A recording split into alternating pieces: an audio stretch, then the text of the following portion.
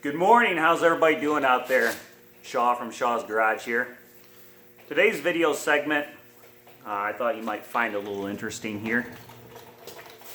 I got this early 70s Sears tractor that come in the shop here.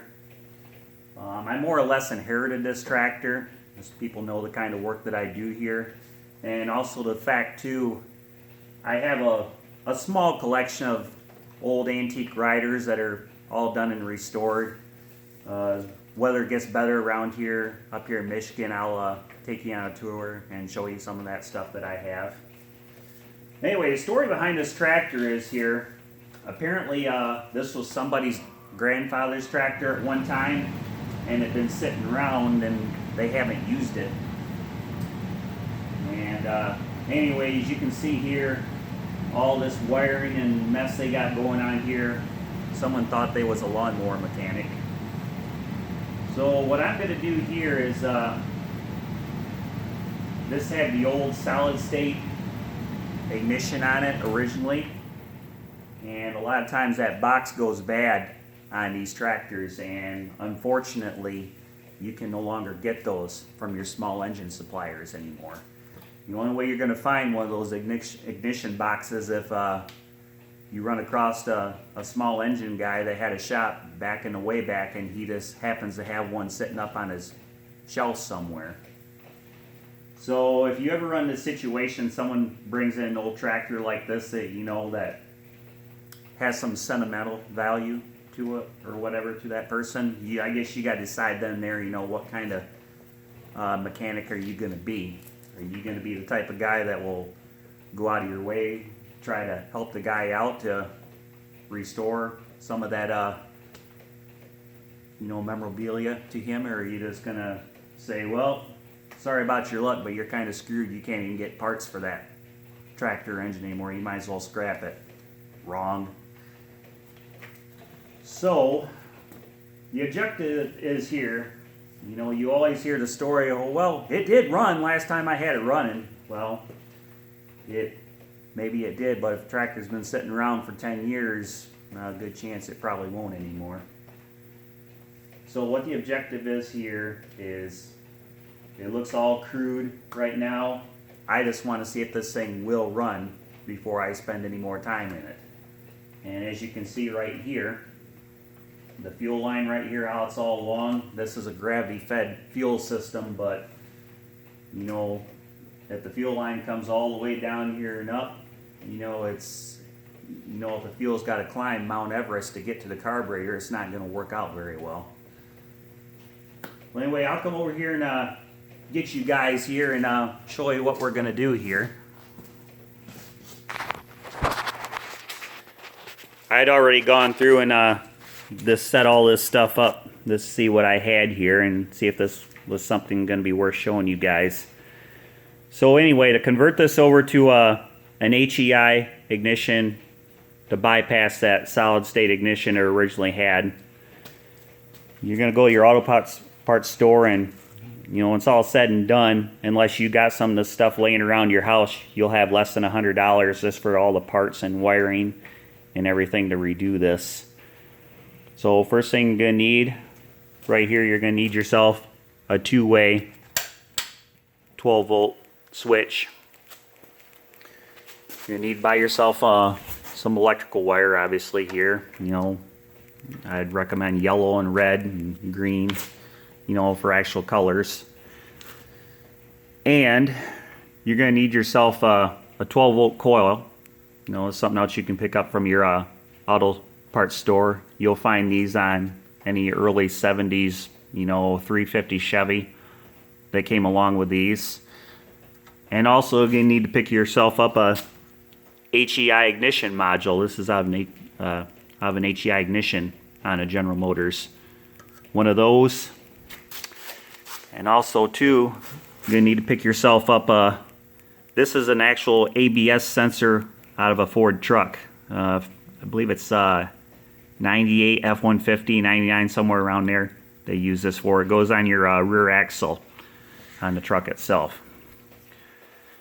Okay, now I'll explain you the theory on how this works here. First off, rotate this engine around here. Notice on your flywheel here how you got these two trigger pins right here. Those are your trigger pins that are in correlation with your crankshaft for your timing. You know, so it would know with the original setup when to fire the spark plug. Well, this is going to be set up the same way, actually. So basically, when we convert this over to this ABS brake sensor, all this sensor is acting as is a magnetic pickup for the signal. And this is basically a signal transfer to your module. So, when those pins come underneath that magnetic sensor right there, that ABS sensor, it's going to send signal to that. And the way I mounted this sensor on here, I just took a piece of 1-inch aluminum angle iron there and drilled holes to the original mounting spots from the old solid state ignition. And when you set this up, you're going to want to make these holes a little bit bigger in your plate so you have room for adjustment in there on that sensor, because you're still going to have to set the air gap just like the ignition box itself. And in order to set that, what you do is you take you notice too on these trigger pins, one of them is going to be taller than the other one. One's your long pin, your short pin. You're going to want to take and set your air gap on the long pin. 6 to 10 thousandths on that will do just fine. Okay, now we got that covered there. Now you see that ABS sensor has two lead wires that come off of it. Those two lead wires here are going to come up here and go to your input side on your module. You know, I just do them in series like so. And once those go into your input side, that's going to take the magnetic signal from your sensor and send that to, this is your output side on your module. You notice on the module here, you're going to have a B side and a C side. You're going to take and run your B side to the battery side of the coil, and your C side, you're going to take and run that to the negative side of the coil. And the way this is going to work in theory, this will receive your signal from your crankshaft, your pins. That signal will come up here to your module. The module will transfer the signal to your coil, send signal to know when to fire the spark for the spark plug. Okay, now we got all that hooked up right there. Now, well, we got to get 12 volts to that coil. So that's where your 12 volt switch is going to come into play on that. And something else I got to do on this tractor is I'm going to have to rewire this thing. Like I said, like the key switch, that doesn't even work on it. I just got my my starter switch hooked up on it to start it right now. So what you're going to have to do, your 12 volt switch here, you're going to have to run 12 volts off your battery to that switch and take and run a wire from your 12 volts down to the hot side on your coil. That will energize your coil. So with everything all set up now, this should run, right? Let's find out. Go ahead and turn the switch on.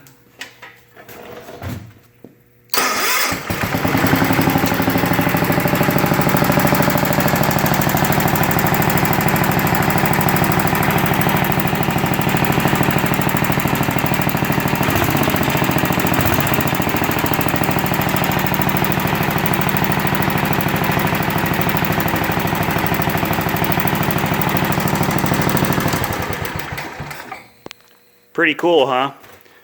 Now, who would ever thought you could take some Chevrolet parts and Ford parts and put on a small engine and have something like that?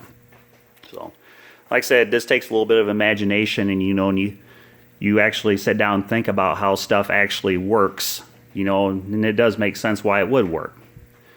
So, anyway, I picked up this idea how to do this a long time ago. I actually learned this from some old guy back in the small engine days. So, anyway, I'll take you guys and set you back up here.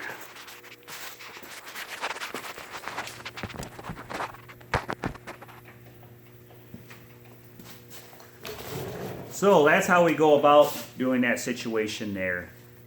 Really what this is all about here is, you know, you got to ask yourself, really, what kind of guy do you want to be? You know, if you want to go the extra mile, try to help your customer out, or are you going to be that type of guy, you know, in the back of your mind, you got, say, for example, a good horizontal shaft Briggs & Stratton sitting back there on your shelf that you're just waiting for a home like this, you know, and you're going to tell that guy comes in, you know, you're going to try to pull the guy's pants down and say, hey, you know, your tractor, you can't even get parts for that, you know, you're basically out of luck. If you want to get rid of that, you know, I'll buy it from you for scrap if you want to get rid of it. But yeah, that's not how we do things around here. And I know myself, I would have a guilty conscience if I was that type of a person.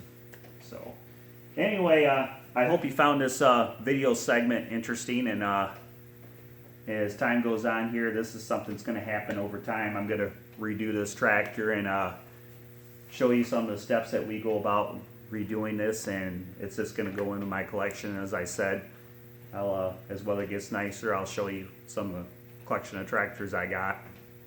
And well, until next time, hope you all have a super day, and we'll talk to you later.